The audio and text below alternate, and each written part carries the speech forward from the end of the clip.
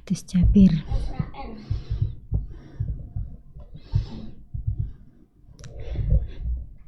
Berarti terakhir kita babukan.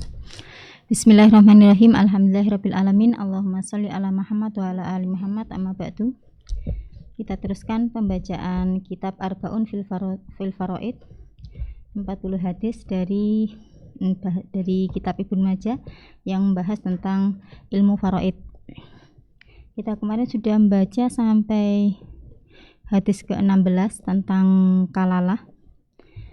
Jadi 2 hadis sebelumnya ini dari Umar bin Khattab bahwa beliau mempermasalahkan tentang kalalah. Jadi menurut beliau kalalah itu sesuatu yang tidak jelas karena ada 2 ayat yang hukumnya sama, hukumnya berbeda, tapi sama-sama membahas tentang kalalah.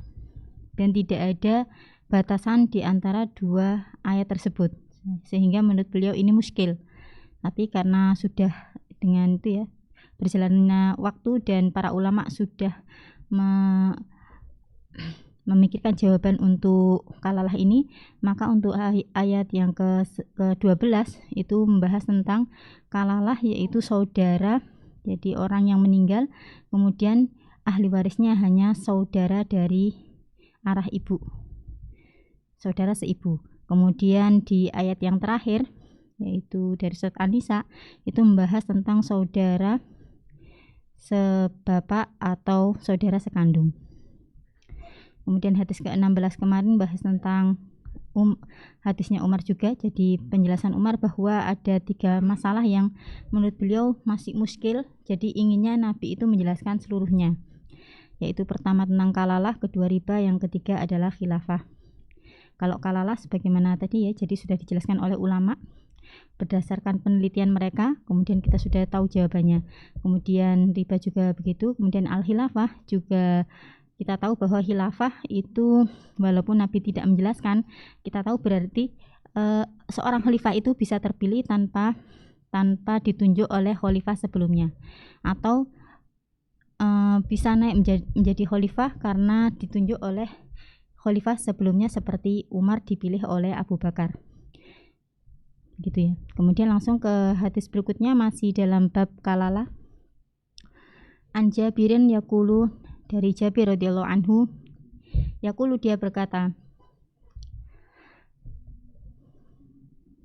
maritu aku sakit. Jadi pernah suatu ketika Jabir bin Abdullah ini sakit. Fa'atani Rasulullah sallallahu alaihi wasallam, maka Rasulullah sallallahu alaihi wasallam mendatangiku, ya'uduni, menjengukku. Huwa wa Abu Bakrin ma'ahu. Jadi waktu menjenguk Jabir bin Abdullah ini, Nabi tidak sendiri, beliau ditemani oleh Abu Bakar. Wahuma masyani, dan keduanya itu datang dengan berjalan kaki. Jadi mungkin tempatnya tidak jauh, jadi bisa dengan jalan kaki. Waqad ughmiya alayya, dan waktu itu Nabi sallallahu alaihi wasallam, waktu itu Jabir bin Abdullah ini sedang pingsan. Jadi sakit sampai pingsan, tidak sadar. Fatawaddoa Rasulullah sallallahu alaihi wasallam, maka Rasulullah sallallahu alaihi wasallam wudu. Fasobba alayya min wadu'ihi, fasobba, kemudian Nabi menuangkan alayya, atasku, min wadu'ihi, dari air wudu beliau. Jadi untuk menyadarkan Jabir bin Abdullah dari pingsannya ini, Nabi mengambil air wudu, kemudian beliau wudu dan sebagian airnya ini dituangkan kepada Jabir bin Abdullah. Maka setelah itu beliau sadar, jadi tidak pingsan lagi. Fakultu, maka setelah beliau sadar, setelah Jabir bin Abdullah ini sadar, beliau berkata kepada Nabi, ya Rasulullah, wahai Rasulullah sallallahu alaihi wasallam, kaifa asna'u, bagaimana aku berbuat, kaifa aqdi fi mali, bagaimana aku memutuskan tentang hartaku ini. Jadi Jabir ini sakit dan merasa mungkin habis ini meninggal, sehingga dia ingin tahu bagaimana dengan harta dia, apa yang harus dia putuskan, apa yang harus dia wasiatkan. Jadi apa yang harus dia lakukan untuk harta-harta ini, dibagikan kepada siapa, misalkan seperti itu. Nabi waktu itu tidak memberikan jawaban, beliau diam saja ketika ditanya, hatta nazalat ayatul mirasi fi akhirin nisa, sampai turun ayat tentang warisan fi akhirin nisa'i, pada akhir surat An-Nisa.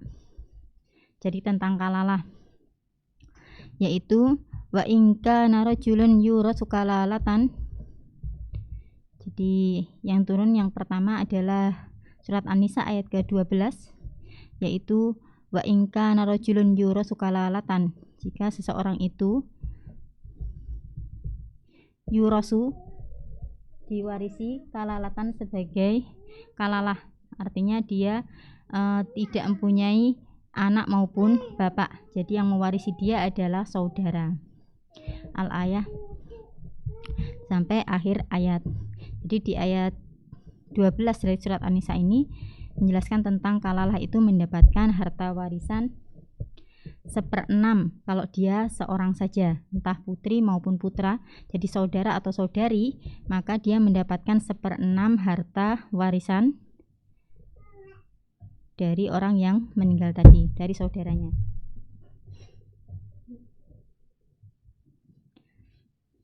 Adapun jika saudara tadi berbilang, jadi misalkan 2 saudara atau 3, atau saudara dan saudari, maka mereka mendapatkan sulus, mendapatkan 1/3 dari harta warisan orang yang meninggal tadi. Kemudian di surat An-Nisa terakhir, wa yastaftunaka qulillahu yuftikum fil kalalah. Jadi di surat An-Nisa yang terakhir Allah menyebutkan wa yastaftunak, mereka meminta fatwa kepadamu tentang kalalah. Kemudian Allah memberikan jawaban, kul, wahai Nabi Muhammad, Allahu yuftikum fil kalalah, Allah memberikan fatwa, memberikan keputusan tentang masalah kalalah. Jadi di ayat yang terakhir, yaitu ayat 176 ini, orang yang meninggal kemudian tidak mempunyai ahli waris dari anak maupun bapak, maka yang mewarisinya adalah saudara. Dan saudara di sini di ayat terakhir mendapatkan harta warisan sejumlah seluruhnya kalau laki-laki. Kalau perempuan maka dia mendapatkan separuh hartanya jika sendiri. Apabila mereka 2 saudari atau lebih, maka mendapatkan 2/3. Jadi kisahnya ini, Jabir bin Abdullah itu bapaknya meninggal, jadi syahid di perang Uhud, dan ahli warisnya atau meninggal dan anaknya masih banyak. Jadi kisahnya kan Jabir bin Abdullah ini 10 bersaudara. Jadi dia dan 9 saudari. Jadi ketika perang Badar kemudian perang Uhud, beliau tidak pernah ikut, karena pertama memang beliau masih kecil, kemudian yang kedua karena memang beliau disuruh mengurusi adik-adiknya, semuanya putri dan jumlah mereka 9, jadi memang sangat banyak sekali. Jadi Masya Allah, Jabir bin Abdullah ini termasuk anak yang kecil tapi pikirannya sudah dewasa, jadi dia bisa bertanggung jawab mengurusi saudara-saudaranya, saudari-saudarinya. Jadi bapaknya itu menyuruh dia, atau memang beliau memang masih kecil, jadi tidak bisa ikut perang dalam perang Badar maupun Uhud, dia ngurusi adik-adiknya. Namun waktu perang Uhud ini, bapaknya bilang sebelum berangkat tuh, sepertinya saya nanti akan syahid, saya akan mati, bahkan orang yang pertama mati atau syahid di perang Uhud ini. Kemudian dia berwasiat bilang bahwa dia punya banyak hutang. Jadi hutangnya bapaknya Abdullah ini, bapaknya Jabir, yaitu namanya Abdullah ini, banyak sekali. Dan orang yang bisa menanggung itu semua adalah Jabir bin Abdullah, anaknya ini, karena beliau adalah anak tertua dan anak laki-laki, sedangkan yang lainnya adalah putri dengan jumlah yang banyak, yaitu 9.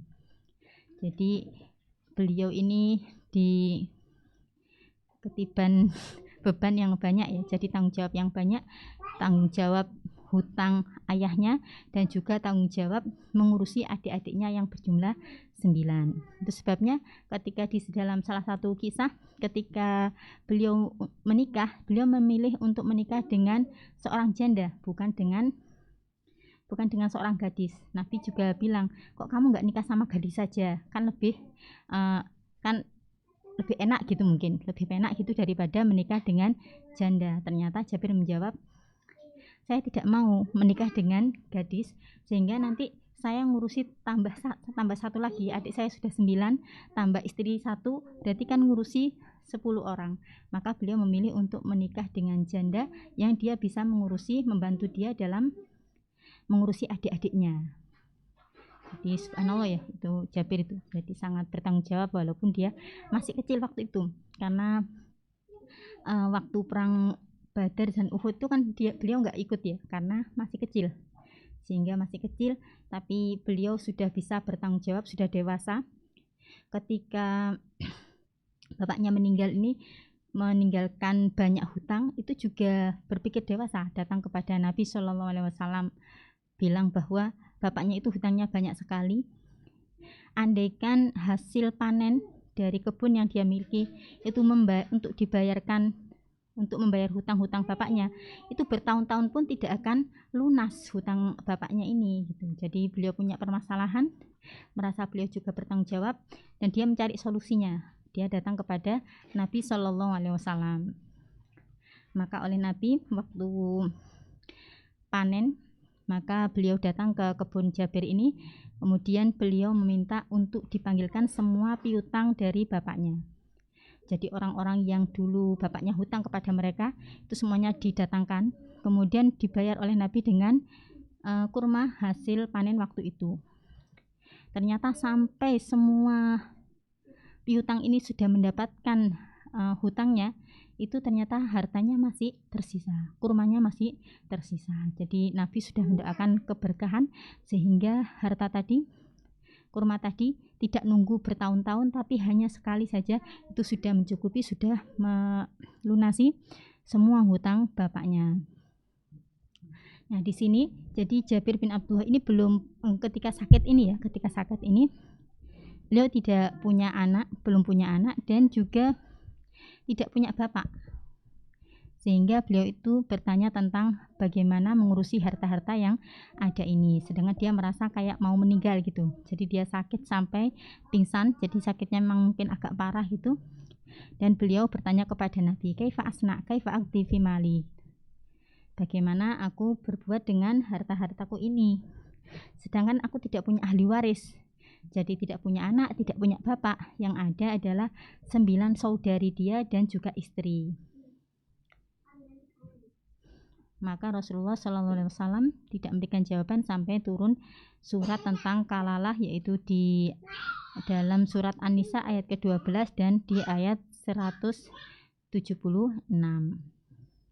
Jadi kalau di ayat yang ke-12 menjelaskan tentang saudara itu bisa menjadi ahli waris ketika tidak punya anak maupun bapak. Bagiannya berapa? Bagiannya adalah 1/6 kalau sendiri dan dia adalah saudara seibu.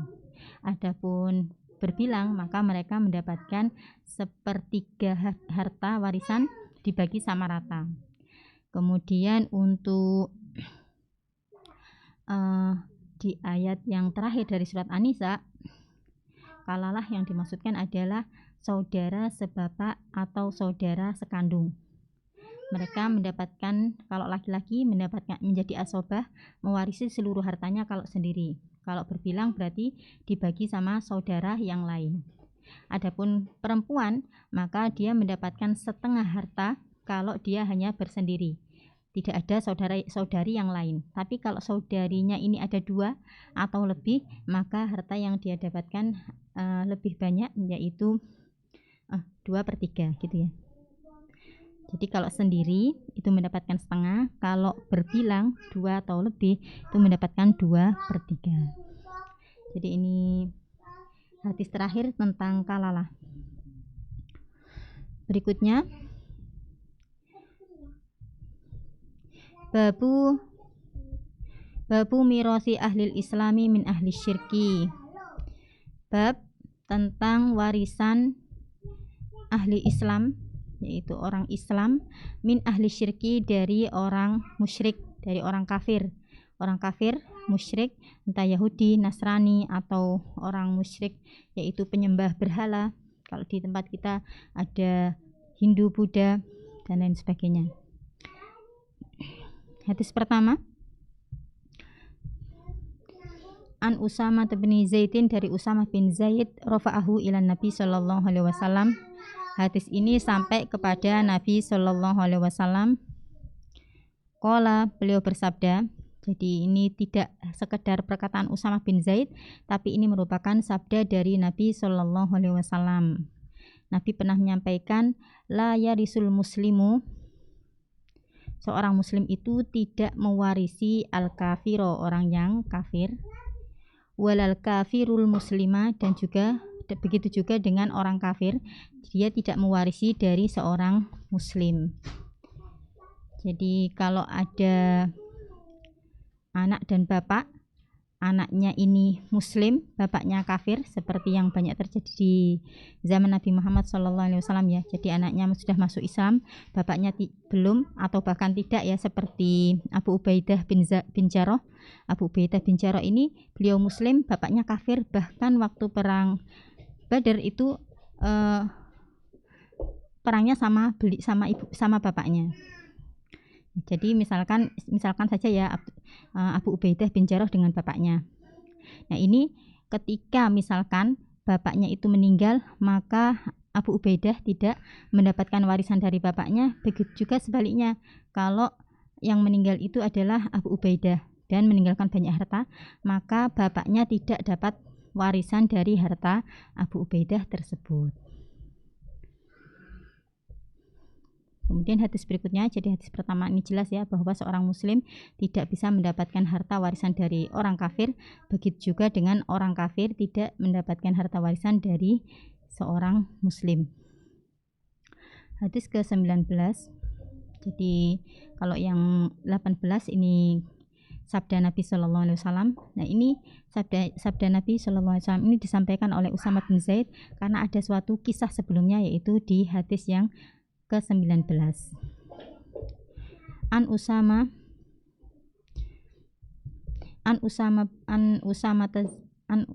bin Zaidin, dari Usamah bin Zaid, annahu qala, bahwasanya dia berkata, ya Rasulullah, wahai Rasulullah, atanzilu fi darika bi Makkah, apakah engkau akan singgah di rumah engkau di Mekah? Qala, maka beliau bersabda, wahal tarokalana akilun min ribain au duwarin, apakah Akil, yaitu saudaranya Ali bin Abi Thalib, jadi Akil ini adalah anaknya Abu Thalib, apakah dia meninggalkan untuk kita min ribain, dari rumah, au duwarin, tanah atau rumah. Jadi Akil ini punya beberapa tanah dan juga rumah di Mekah. Jelaskan sudahnya, wa kana Akilun, dan adalah Akil ini warisa Aba Thalibin huwa wa Thalibun. Jadi Akil ini mendapatkan harta warisan dari Abu Thalib ketika Abu Thalib meninggal, huwa wa Thalibun. Jadi yang dapat harta warisan siapa? Akilun dan Thalib. Jadi Abu Thalib ini punya beberapa anak. Anaknya yang kafir yaitu Akil dan Thalib ini mendapatkan harta warisan ketika bapaknya meninggal. Kan bapaknya meninggal dalam keadaan kafir ya. Jadi kisahnya Abu Thalib ini waktu sekarat, Nabi datang kemudian membujuk beliau untuk masuk Islam, ternyata tidak mau masuk Islam. Karena waktu itu juga ada Abu Jahal yang duduk di samping Abu Thalib dan mengatakan, atarghabu an millati Abdul Muthalib, apa kamu benci dengan agama nenek moyangmu, yaitu Abu Thalib gitu. Sehingga beliau merasa berat untuk memilih antara Islam atau syirik. Ternyata beliau ala millati Abdul Muthalib. Jadi beliau meninggal, Abu Thalib ini meninggalnya dalam keadaan kafir. Maka yang dapat warisan dari Abu Thalib itu hanya anak-anak yang dia kafir, yaitu Aqil dan Thalib. Waktu itu belum masuk Islam ya, Aqil. Nah, sedangkan walam yaris Ja'farun wala Aliyun syai'an. Sedangkan Ja'far dan juga Ali bin Abi Thalib itu tidak mendapatkan warisan sama sekali dari bapaknya, yaitu Abu Thalib. Jadi kisahnya waktu masih kecil anak-anaknya ini, Nabi Muhammad sudah menikah dengan Khadijah, jadi sudah kaya. Kemudian dulu waktu itu Abu Thalib itu punya anak banyak dan jadi punya tanggungan banyak, dan beliau miskin, sehingga beliau bilang sama Abbas untuk mengambil salah satu anak Abu Thalib untuk hidup bersama mereka, jadi diopeni gitu ya. Nah, kemudian Abbas mengambil Ja'far, sedangkan Nabi Muhammad SAW mengambil Ali. Jadi Ali tinggal bersama Nabi Muhammad SAW, sehingga Ja'far dan Ali ini sudah masuk Islam. Sedangkan Aqil dan Thalib, anaknya Abu Thalib yang lain, itu masih kafir. Nah, ketika Abu Thalib meninggal, maka Aqil dan Thalib ini mendapatkan warisan berbeda dengan Ja'far sama Ali yang sudah masuk Islam. Li'annahuma kana muslimaini, karena keduanya yaitu Ja'far dan Ali itu sudah masuk Islam. Wa kana Aqilun wa Thalibun kafiroini. Berbeda dengan Aqil dan Thalib, maka keduanya adalah orang kafir waktu itu, jadi tidak masuk Islam. Jadi mendapatkan warisan dari bapaknya yang meninggal dalam keadaan kafir. Fa kana Umar min ajli dzalika, maka Umar bin Khattab karena hal tersebut, yaqulu, beliau mengatakan, la yarisul mu'minul kafiro, orang beriman itu tidak mewarisi dari orang kafir. Jadi Ali, Ja'far yang dia itu seorang muslim, seorang mukmin, itu tidak mendapatkan warisan dari bapaknya yang kafir. Jadi Umar bin Khattab ini hanya mengambil pelajaran saja, hanya istimbat saja dari kisahnya Abu Thalib ketika meninggal, anaknya yang kafir dapat warisan, sedangkan yang muslim yaitu Ja'far dan Ali itu tidak mendapatkan warisan. Dari situ berarti beliau mengambil pelajaran, seorang yang muslim, orang yang mukmin itu tidak mendapatkan warisan dari orang kafir. Jadi itu dari ucapan beliau sendiri, bukan dari Nabi. Wa qala Usamah, maka Usamah waktu itu memberikan komentar atau mengatakan bahwa qala Rasulullah SAW, memberikan persaksian bahwa tentang masalah ini itu diambil dari Rasulullah SAW. Jadi bukan hanya istimbat saja, tapi Nabi sudah bersabda secara jelas bahwa orang muslim itu tidak mewarisi dari kafir, dan begitu juga orang kafir tidak mewarisi dari orang muslim. Jadi awalnya itu hanya pendapat Umar atau kesimpulan yang diambil oleh Umar dari kisahnya Abu Thalib.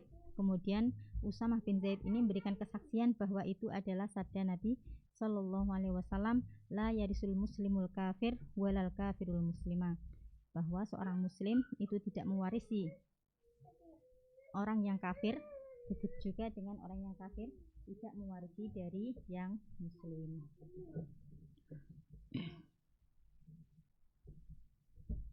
Dua hadis ini sahih ya. Kemudian berikutnya hadis ke-20. Kalau hadis ke-20 ini hadisnya Hasan dari Amr bin Syu'aib an abihi an jaddihi. Kalau menurut Ibnu Hajar dalam kitab Bulughul Maram bahwa sanadnya ini bisa jadi mungqati, bisa jadi mursal gitu. Karena an abihi an jaddihi ini bisa abihi itu bisa Syu'aib, Anjadihi ini kena Anjadihi ini Abdullah bin Amr bin As. Jadi an Amrin bin Syu'aibin bin Muhammad bin Abdullah bin Amr bin As. Nah ini bisa jadi riwayat ini mungqati, bisa jadi mursal. Hanya saja oleh ulama ini disebut sebagai wijadah, yaitu yaitu periwayatan dengan kitab. Jadi Abdullah bin Amr bin As ini mempunyai kitab yang diwariskan turun-temurun, sehingga inilah yang diriwayatkan. Maka ulama menggolongkan hadis ini sebagai hadis yang hasan sahih gitu. Jadi hadisnya hasan, kemudian dia sahih berdasarkan hadis-hadis sebelumnya. Jadi maknanya sama dengan hadis ke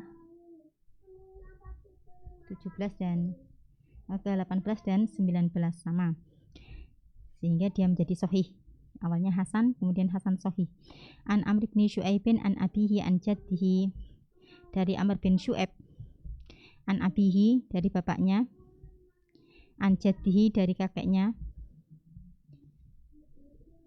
Jadi an abihi dari Syu'aib, an jaddihi dari kakeknya berarti Muhammad, atau bisa jadi an Amr bin Syu'aibin an abihi dari bapaknya Syu'aib yaitu Muhammad, an jaddihi dari bapaknya yaitu Abdullah bin Amr bin As.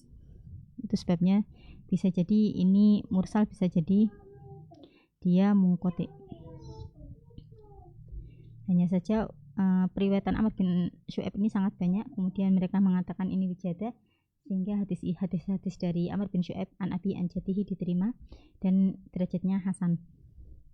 Anna Rasulullah sallallahu alaihi wasallam, bahwasanya Rasulullah sallallahu alaihi wasallam qala bersabda, la yatawarasu ahlu millataini, tidak saling mewarisi ahlu millataini, dua agama yang berbeda.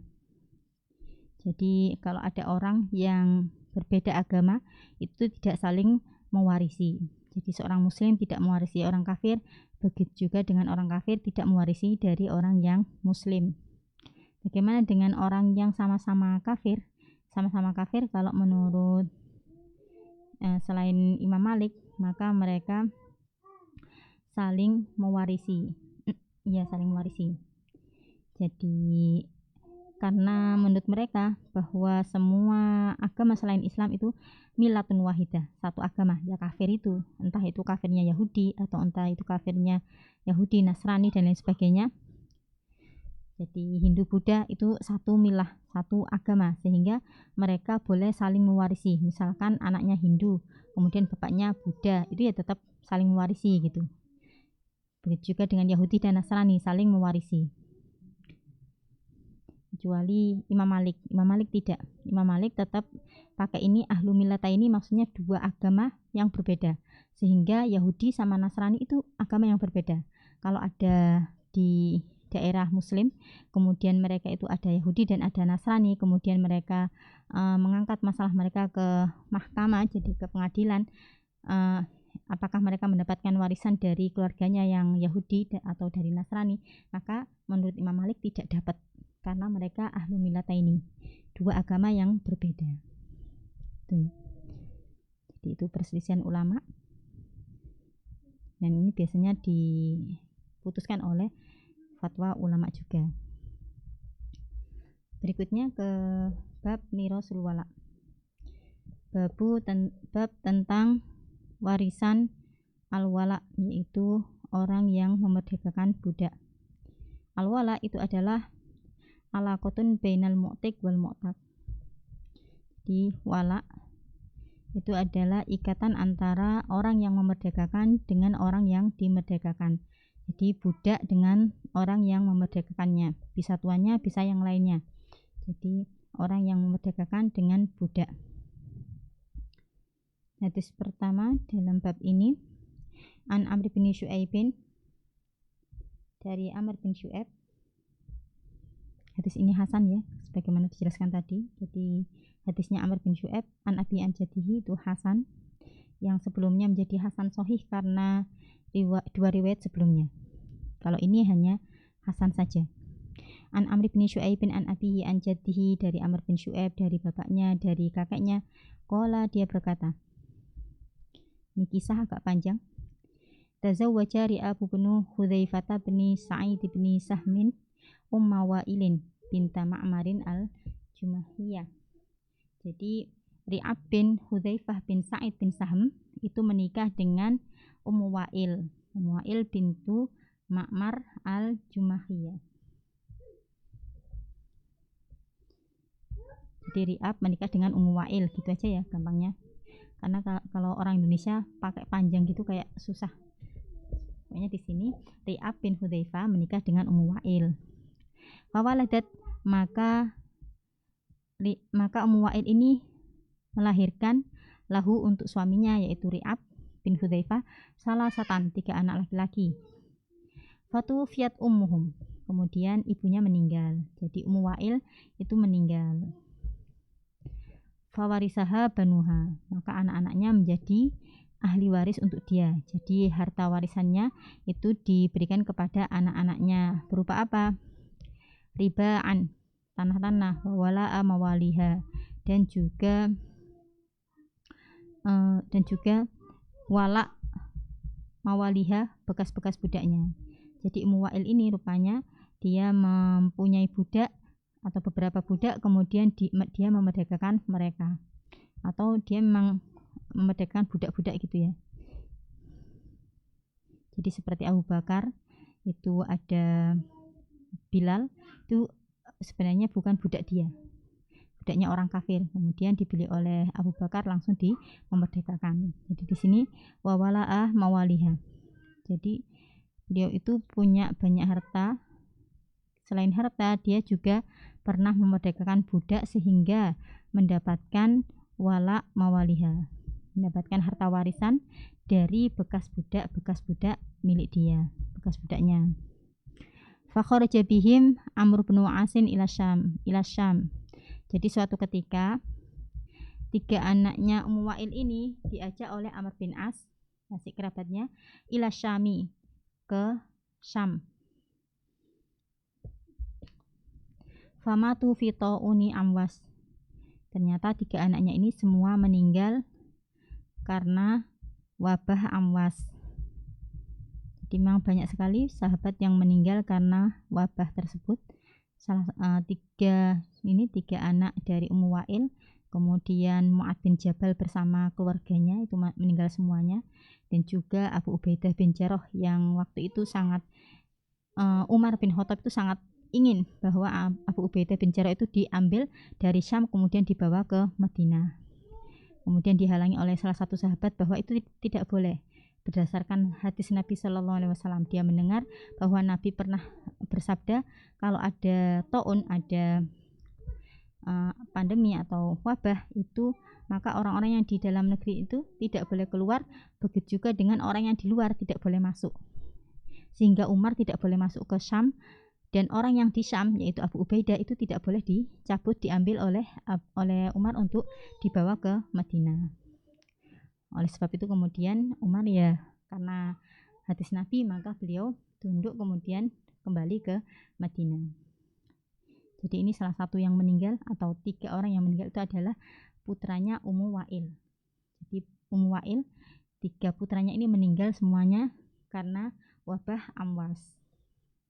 Fawarisahum Amrun, maka harta yang ditinggalkan oleh 3 putra ini diwarisi oleh Amr bin As. Wakana asobatahum, karena dia adalah asobah mereka. Jadi Amr ini merupakan kerabat yang terdekat dengan anak-anak Ummu Wa'il, sehingga dia menjadi asobahnya, dan semua hartanya ini diambil oleh Amr bin As karena memang beliau yang berhak. Falamma raja'a Amr bin al-Asi ja'a Banu Ma'marin, maka tatkala Amr bin As ini kembali, maka anak-anak Banu Ma'mar, maka anak-anaknya Ma'mar, yaitu saudaranya Ummu Wa'il. Jadi Ummu Wa'il binta Ma'mar, jadi ini saudaranya Ummu Wa'il.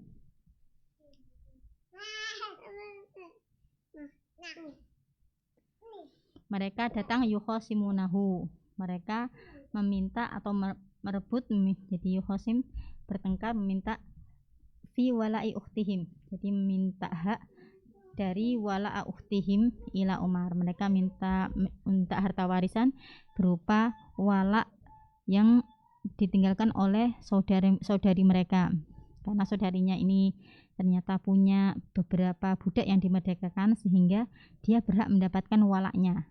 Tapi karena Ummu Wa'il sudah meninggal, maka saudara-saudaranya merasa mereka lebih berhak untuk mendapatkan walak tersebut karena menggantikan saudarinya. Jadi menurut mereka bahwa saudari mereka kan beliau itu yang muktik, yaitu orang yang memerdekakan budak.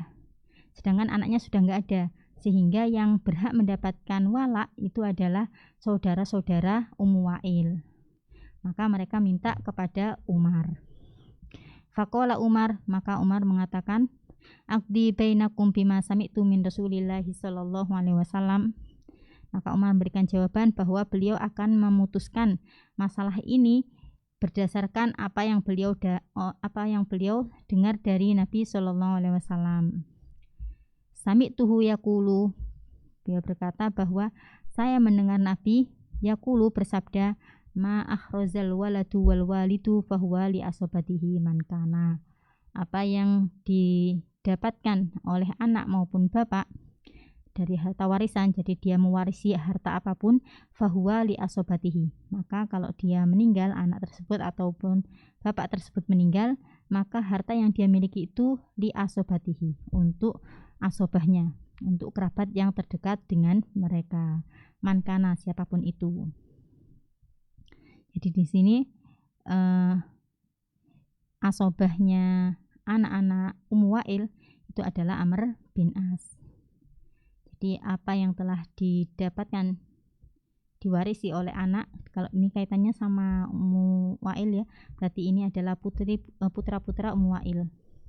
Ma'ahruzal walad, apa yang didapatkan oleh anak-anak Ummu Wa'il berupa harta ataupun walak, maka ini ketika mereka meninggal, ini yang mewarisinya adalah asobahnya, yaitu Amr bin As.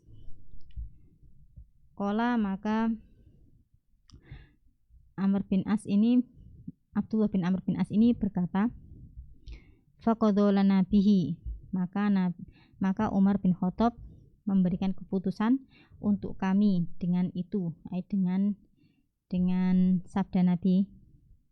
Jadi harta yang ditinggalkan walak-walak Ummu Wa'il ini diberikan kepada Amr bin As, karena dia adalah asobah untuk anak-anaknya Ummu Wa'il.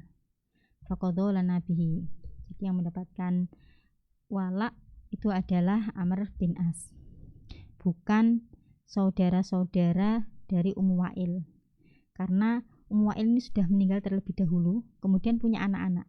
Berbeda ketika anaknya sudah nggak ada, yang ada adalah Ummu Wa'il, kemudian Ummu Wa'il meninggal, maka yang mewarisi adalah saudaranya ketika Ummu Wa'il tidak punya bapak maupun tidak punya anak. Nah, yang di sini berbeda. Jadi Ummu Wa'il ini sudah punya anak, dan anaknya ini mewarisi harta dia, jadi mewarisi hartanya dan juga mewarisi walaknya. Ketika anak-anak ini sudah meninggal, maka yang lebih berhak bukan paman, tapi asobahnya. Nah, Amr bin As ini adalah asobahnya, jadi bukan pamannya. Sedangkan putra-putra Ma'mar itu semuanya adalah paman-paman dari anak ini. Wa katabalana bihi, kemudian beliau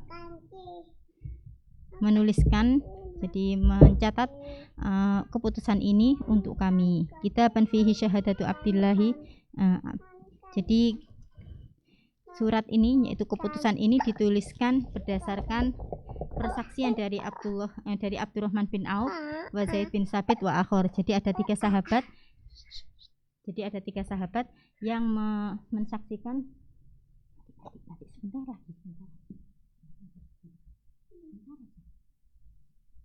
Jadi ada tiga sahabat yang menyaksikan tentang apa yang didengar oleh Umar bin Khattab.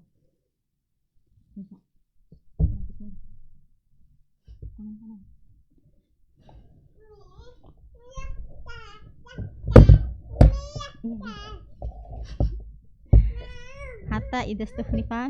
Ini masih agak panjang ya, waktunya sudah habis. Ini masih separuh, kita teruskan besok saja. Saya tandai ini. Jadi sampai kisahnya Amr bin As mendapatkan harta warisan tersebut, mendapatkan wala ya, bukan harta warisan karena babnya ini memang bab wala. Jadi sampai sini ya, bagian sini sampai sini. Jadi berdasarkan persaksian 3 sahabat, Umar mendengar hadis ini dan 3 sahabat yang lain juga mendengarnya, sehingga harta maupun wala yang ditinggalkan Wail ini tidak diberikan kepada saudara-saudaranya, tapi diberikan kepada asobah dari anaknya. Ya, ini dulu, semoga yang sedikit ini dapat bermanfaat.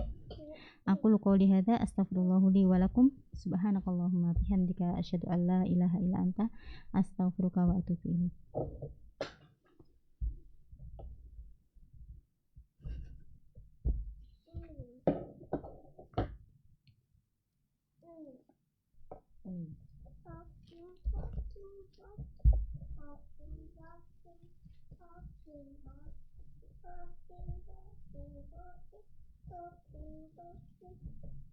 Ya.